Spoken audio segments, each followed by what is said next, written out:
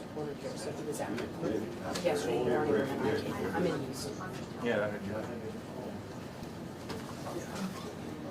Yeah, I laughed because I died at the door asking what my camera was. And I'm the only one left in here. I was just like, yeah, yeah, how are you going to do your work? I said, well, playing, take a photo with my phone, and take notes. Well, what they used to say in Texas was one riot, one religion. So in a pinch, everybody's got to be like that these days. It's not a pitch anymore.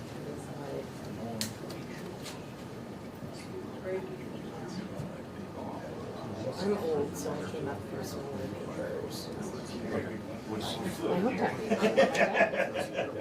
Which now is only 3 days a week. It's advanced, which is 3 days of the tax code. Yeah, we were aren't they owned by yet? Yeah, you're right, they are.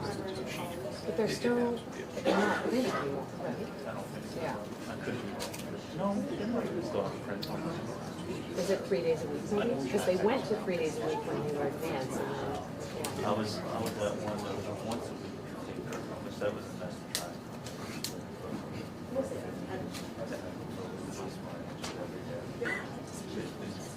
well, it's really digital, right? That's what I mean. Once you get a physical 1,000% right. You can, Well, like features, things that are standalone and stuff. You want to go back to look at it for like reference. But not with the staff. Right. I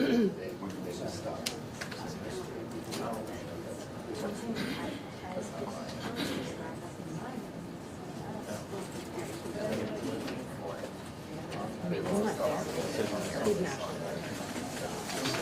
It says you was going. The black horse isn't that. It's chicks.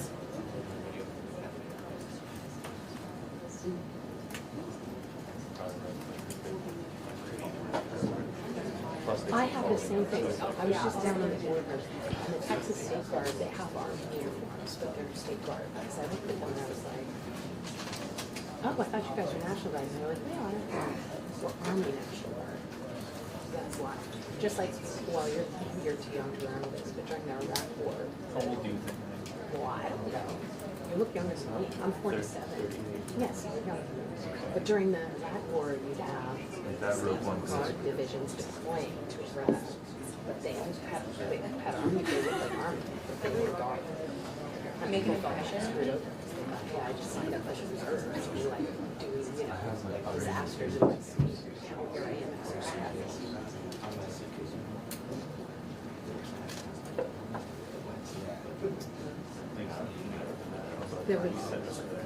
There was a guy from he was from Utah.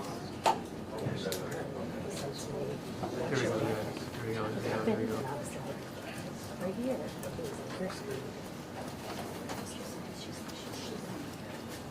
Oh, that's right.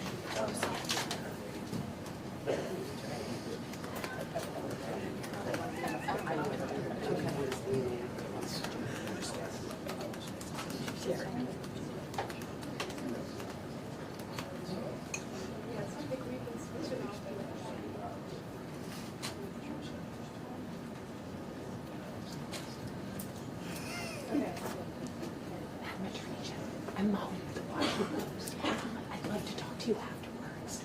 Will you be around?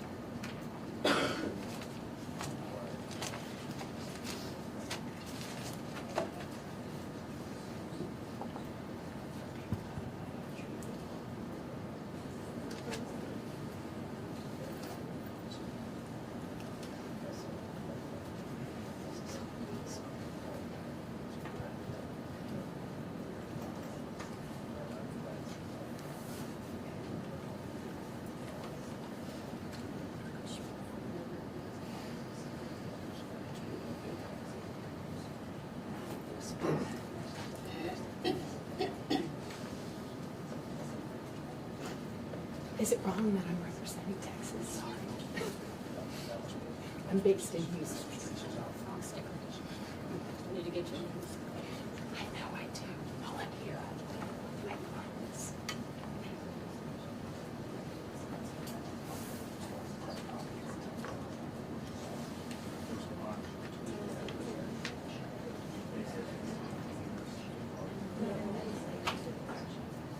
I was happy to see Texas is assisting this investigation.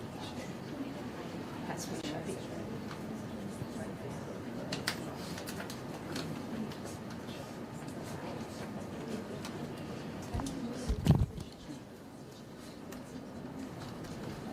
Okay. Keep an eye on Teams. Sorry about that, guys.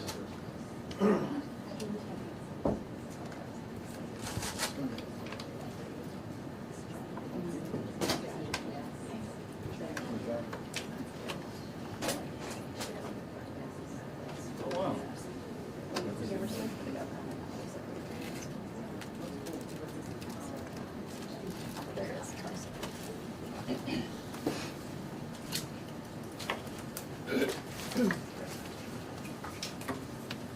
All right, well, good morning. I first want to start off by reminding the citizens of Louisiana that as you travel around the state, you will see the flags of all state buildings at half-mast in honor of those lives that were lost in this horrific act of violence.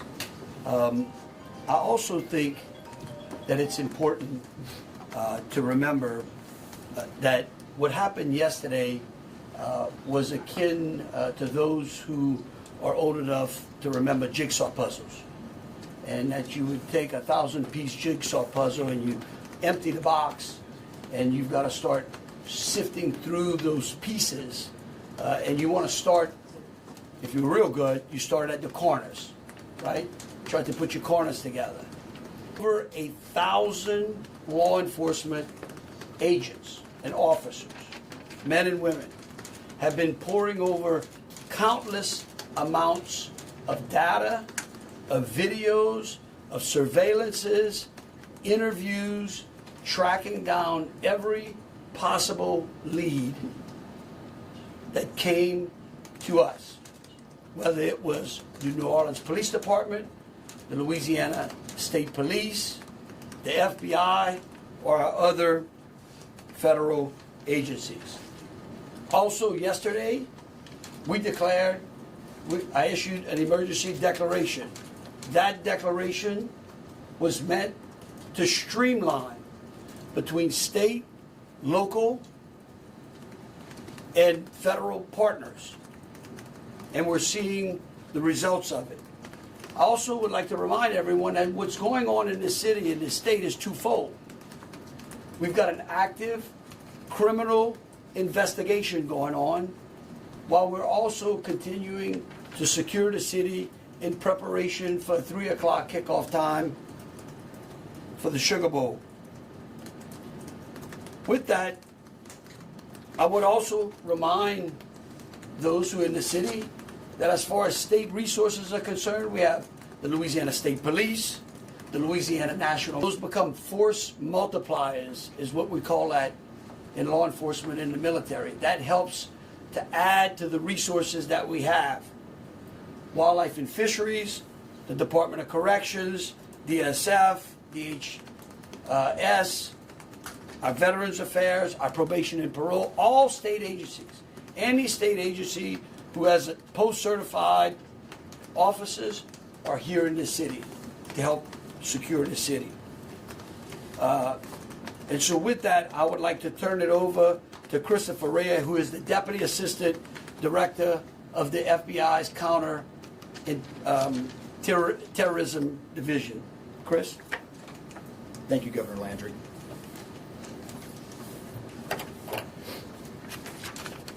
Good morning.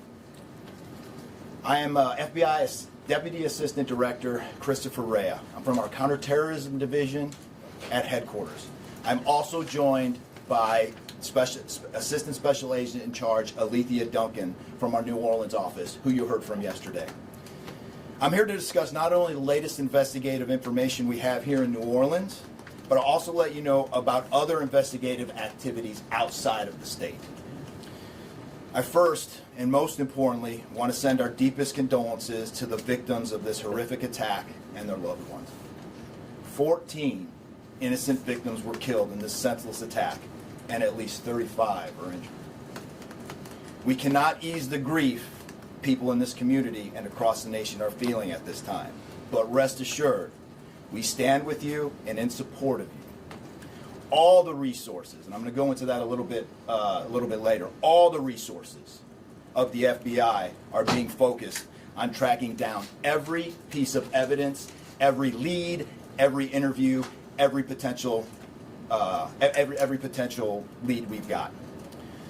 While I won't be able to answer all your questions today, my goal is to be as forthcoming as possible with you on what we've uncovered so far. First and foremost, let me be very clear about this point. This was an act of terrorism. It was premeditated and an evil act.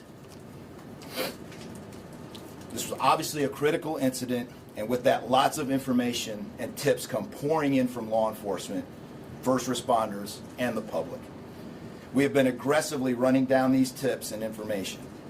As you all know, that takes time, and we will continue to do so until every lead has been followed through on. This investigation is only a little more than 24 hours old. So I ask you to keep in mind that as I go through some of the specifics later. But at this point, currently, and this is another fact I want to be clear on, we do not assess at this point that anyone else involved in this attack is involved in this Shamsud-Din Jabbar, the subject you've already been briefed on. A little bit about what the FBI is doing. So we are surging people and assets to the area from across the region and across the nation. Special agents in multiple field offices across the country have been deployed and are assisting with potential aspects of this investigation and following up on every lead. Additional teams of special agents, professional staff, and victim specialists continue to arrive to provide more investigative incident response group assets, including members of our and crisis management coordinators. In addition, we have deployed more evidence response technicians to continue to process the various scenes that we have. So far, we have received just over 400 tips from the public, and that information is being followed up on both here in New Orleans and across the country. Some of the tips are here in New Orleans, and there are other tips in other states across the country that we are following up on. The FBI team and our law enforcement partners here are also reviewing hundreds of hours of surveillance and other video from both the French Quarter and other locations. As for a timeline, at this point, investigators believe Jabbar picked up the rented F-150 in Houston, Texas on December 30th. He then drove from Houston to New Orleans on the evening of the 31st, and he posted several videos to an online platform proclaiming his support for ISIS. There were 5 videos posted on Jabbar's Facebook account, which are time-stamped beginning at 1:29 a.m. and the last at 3:02 a.m. In the first video, Jabbar explains he originally planned to harm his family and friends, but was concerned the news headlines would not focus on the, quote, war between the believers and the disbelievers, end quote. Additionally, he stated he had joined ISIS before this summer. He also provided a will and testament.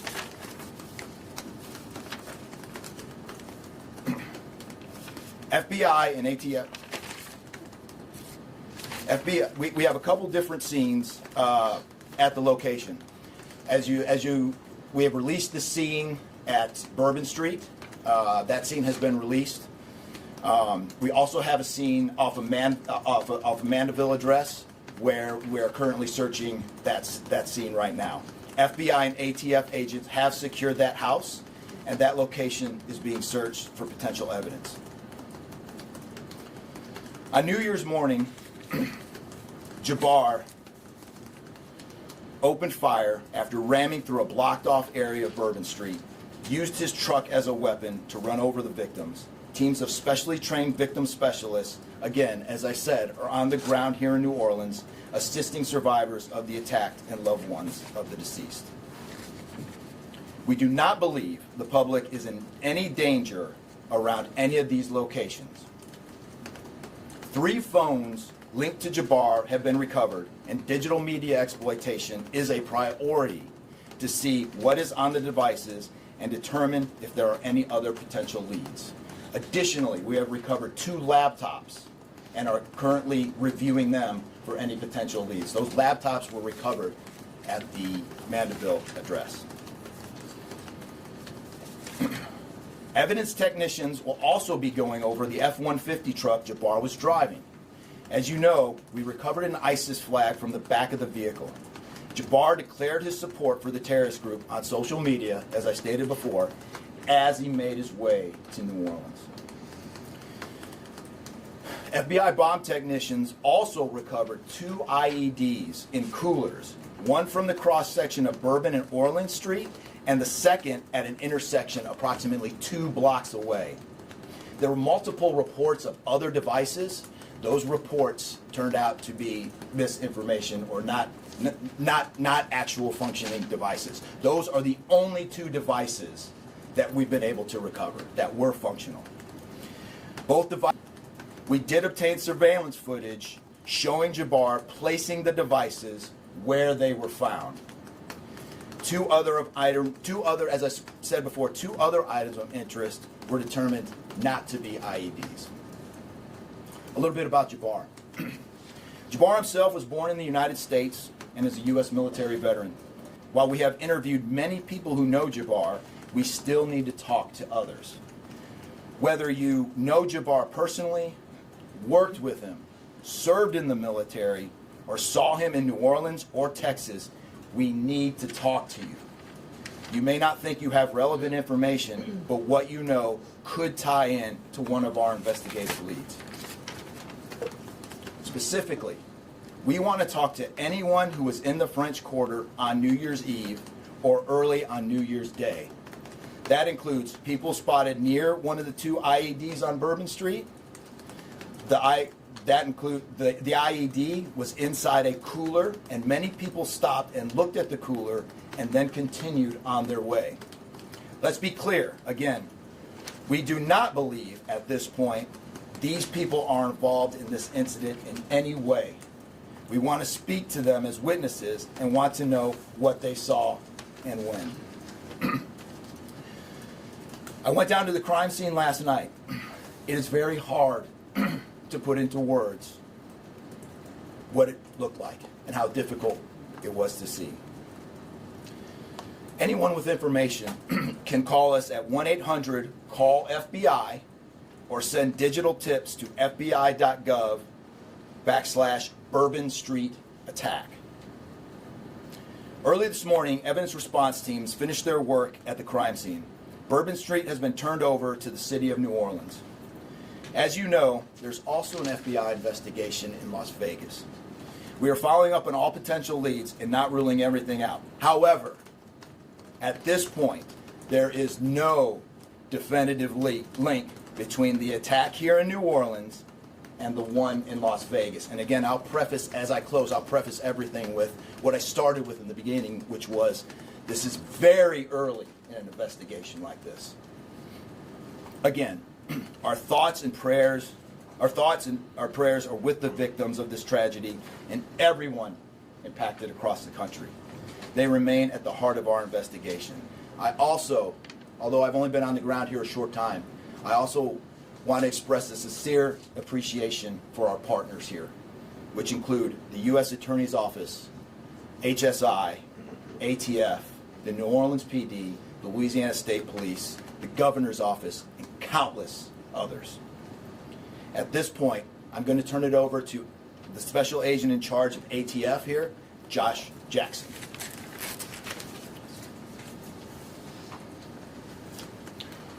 Hey, good afternoon. As stated, my name is Joshua Jackson. I am the Special Agent in charge for the ATF New Orleans Field Division.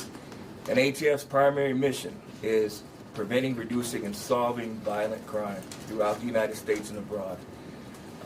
Solving part is the focus of this investigation. ATF resources that have been brought to bear to the city and to focus with our federal, state, and local partners have been our national response team.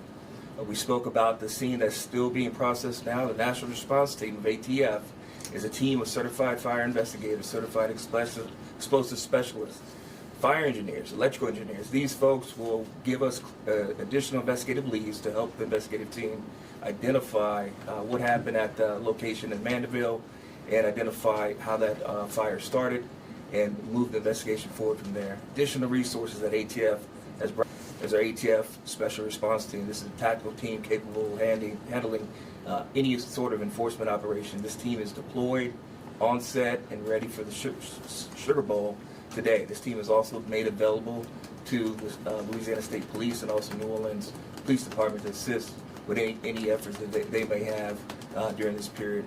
Additional resources, as the governor alluded to, he executed executive powers and had an emergency declared to where ATF was able to tap in to Emergency Support Function 13 resources. This allowed us the Super Bowl in preparation for the game today.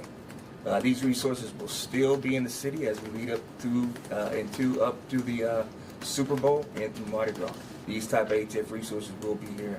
The last resources ATF has brought to bear, and probably the most important one, is our victim witness coordinators. These folks come in and they provide resources to the victims and the family members that have suffered greatly during this tragedy. The entire city hurts, but the victims and the family members are in need of resources and care long after this investigation wraps up. This time next year, it'll be hard for the families and friends who suffered during this event. So our victim witness coordinators are working with the FBI, the City of New Orleans coordinators to provide resources to these folks out here. And as we move forward, ATF will be committed. We will work with the investigative team moving this investigation forward, but also we'll be here to make sure the city is safe and prepared as we move into the Super Bowl. And with that, I'm going to turn it over to our mayor of this great city, New Orleans. Madam Mayor. Thank you so much. Thank you so much.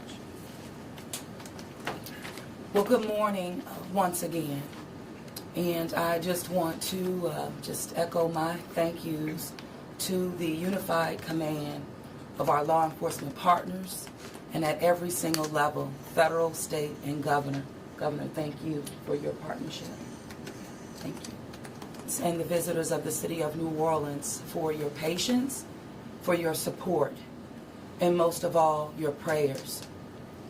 Our hearts and prayers continue to go out to the victims' families, and the city of New Orleans, we're resilient. And as I stated on yesterday, my focus in terms of a priority has been on our victims. As you heard, that yes, the FBI was able to clear Bourbon Street. And what that meant also for me in this city was that we were able to remove our victims. Families matter and matter to the city of New Orleans. In addition to that, I want to just thank again our federal partners in Washington listening to my plea personally for the additional resources to allow for the scene to be cleared and again attending to our victims. I walked by each one and I did the sign of cross in my own way because reverence again is important.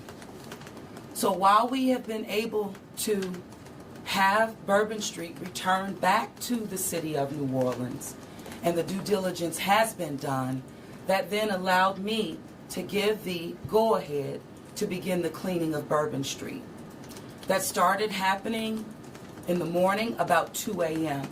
It was completed before 8 a.m. this morning. But that has really set the tone, I would say, and with the confidence that I have in the law enforcement partners, all of the resources that have been activated, how we have made sure that safety continues to be our top priority, how our assets have been deployed strategically, again, for the safety and the protection of our visitors and our residents in the city. And because of that, the confidence is there to reopen Bourbon Street to the public prior to game time today. The first order will be to allow for vendors to come in and service the businesses. That's important in order for us to stand up activation, as you know, Governor.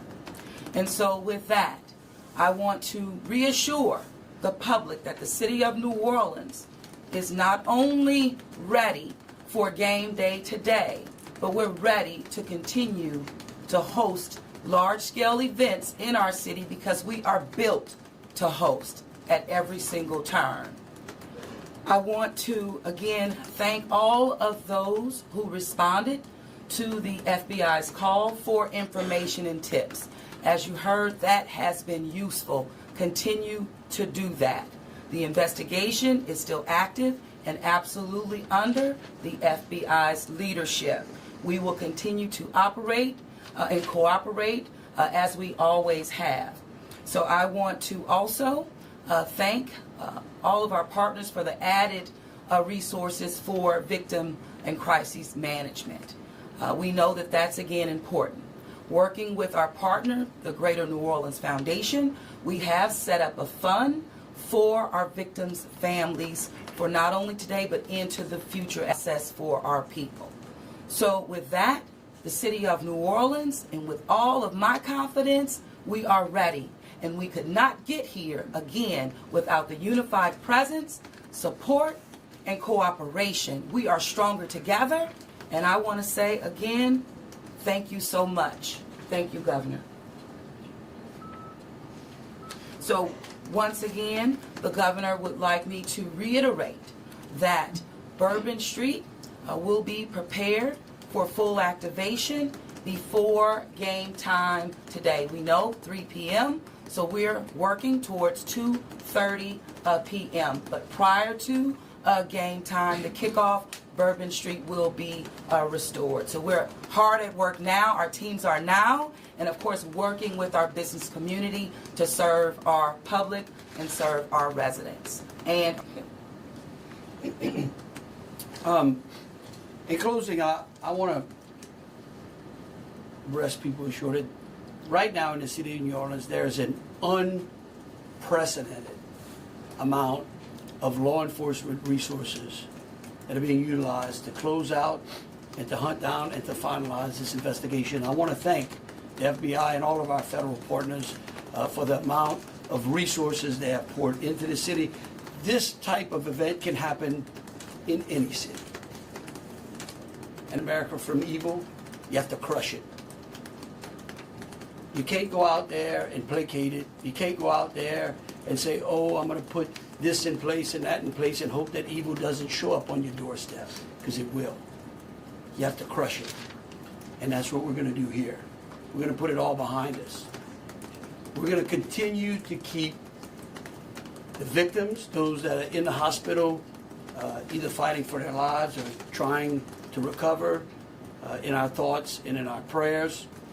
But you know, this morning, and I don't want to single out just one news source, but I just happened to turn on Fox and Friends, and there was a young man who was in a act of terrorism. And they closed out by asking him, what now? And I think he summed it up. He said, look, we can't live in fear, because fear will paralyze us. He said, we come down to the city to enjoy ourselves and to entertain ourselves and to be with our friends and with our families, because that's who we are. Louisiana invented hospitality. The people in this city care for each other. And believe you me, we care about each one of the lives that were lost in this city tonight. We will never forget them. But it would be a tragedy if we let their losses be snuffed out because of fear. This city will be back. We will be open to family and friends and loved ones who want some time to relax from the pressures of life. And so today, we're going to have us a sugar bowl. We're going to enjoy ourselves. We're going to keep those, again, who have lost loved ones in mind.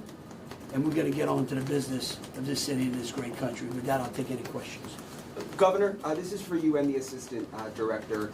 The message has really changed since yesterday. Yesterday, the FBI said that people should be vigilant, that he did not act alone, that he likely had help, and now you're coming out the very next day and saying he was a lone wolf, everything is safe, the game moves on, everybody have a good time.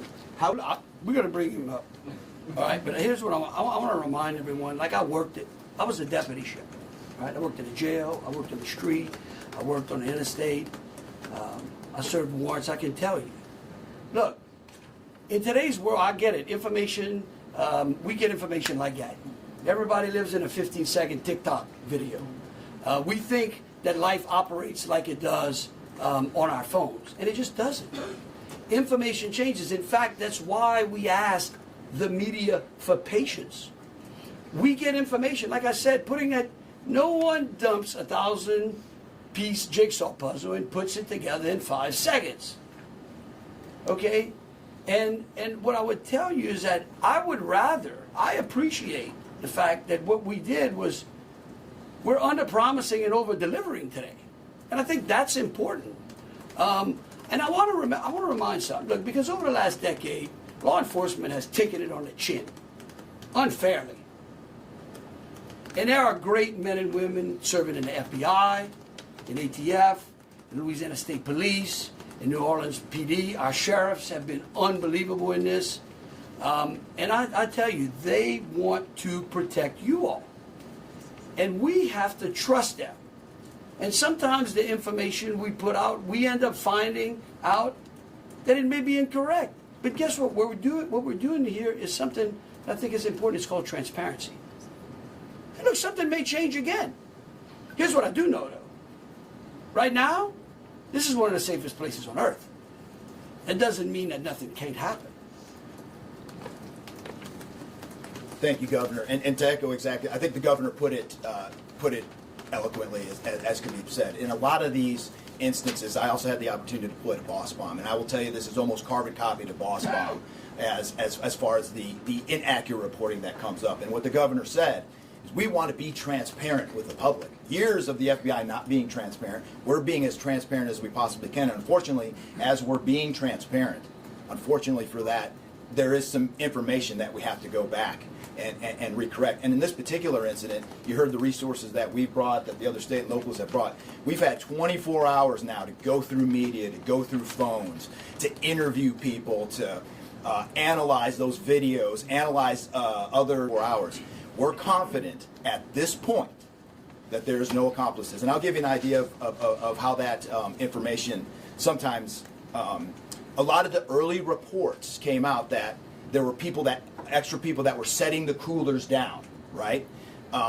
It turns out those that duress. So that's just an example, one of the pieces of information, but there were other pieces of information that after we got our feet under us a little bit and on the ground here, we were able to put together a much more accurate picture of the subject and his attention. Just one follow-up. What's the suspect The rating? updated death toll, we just wanted to double check that, Yes. so 14, not 15? Sorry, sir. 14, and then the shooter himself would be 15 total, to include the shooter. And to Was clarify, the terrorist wearing a the suicide vest? IEDs, That's my follow-up. were the IEDs pipe bombs, and have you discovered a remote detonator anywhere? And when you said that you have surveillance footage of the suspect planting those IEDs, what time roughly were they planted? Yeah, those roughly a couple hours. I don't have the exact times in front of me. A couple hours prior to the attack. Before midnight, to after attack. you know? Probably after midnight. After I want to say 1 or 2 in the morning, So but I they can't. left the area and came back.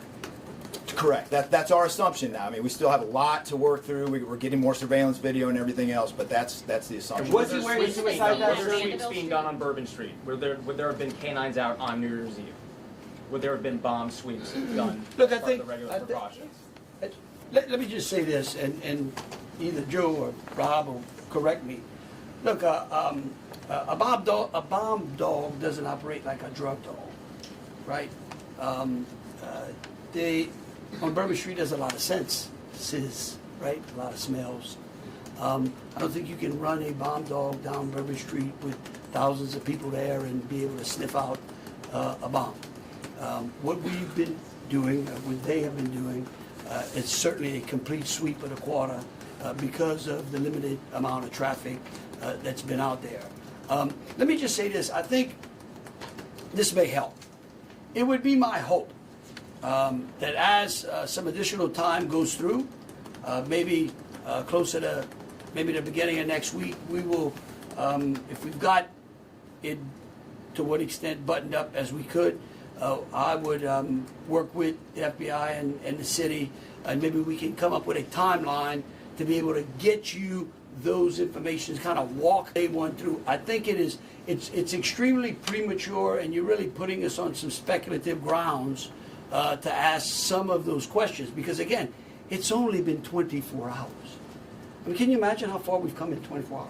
Can you just clarify if there was pipe bombs and a remote detonator? Was he wearing Pipe his bombs and a remote detonator? Well, we'll go one What at a is time. being done to make Bourbon Street safer tonight than it was New Year's Eve? Are temporary bollards being brought in to block off the street, and why weren't those used on New Year's Eve? Well, look, here's what I'm going to say.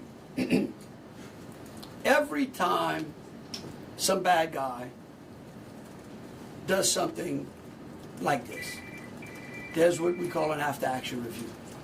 Because again, nothing is 100%. We have reinforced the area. We have deployed some additional types of assets. I personally think I don't like to give specifics because I don't like to tell the enemy what we got. But I can tell you we're in better shape than we were before. We have time for two more questions. Can you speak to the What brought him down Mandeville this scene? road? Can you speak to the Mandeville scene? And And some neighbors at that site told us they smelled smoke early in the morning. Was there a fire there? Any kind of burning happening? Yeah, Do you great. still believe that that fire happened after the suspect was killed? That's correct.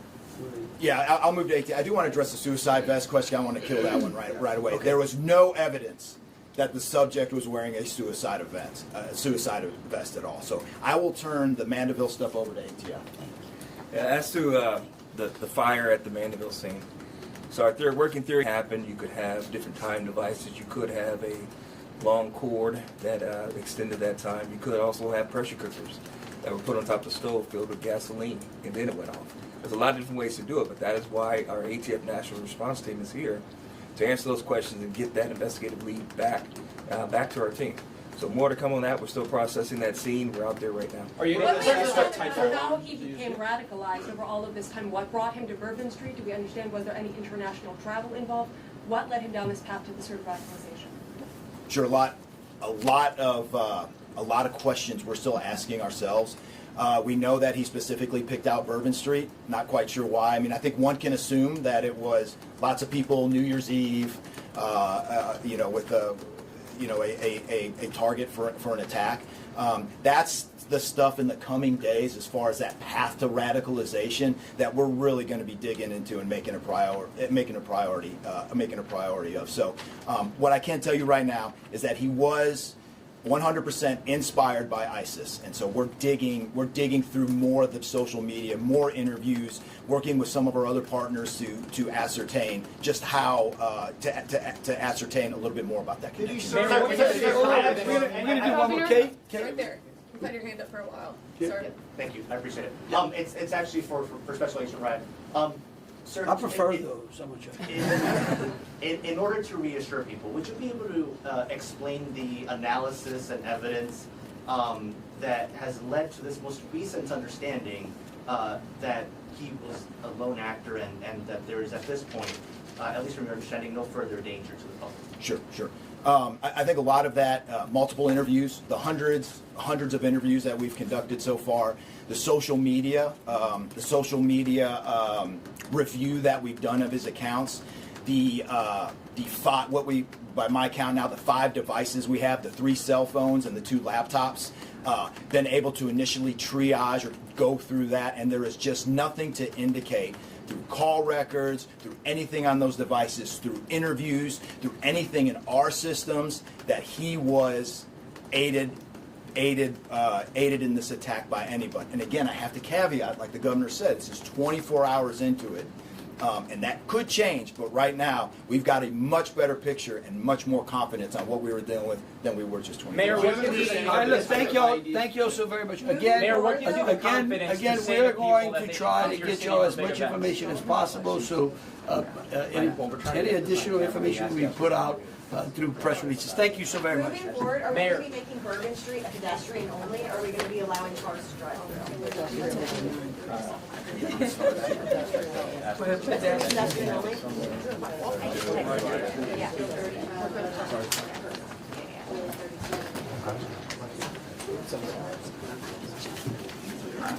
No, you good?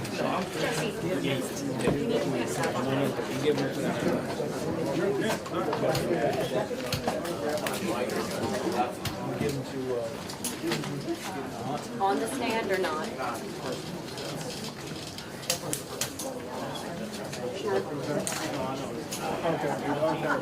All right.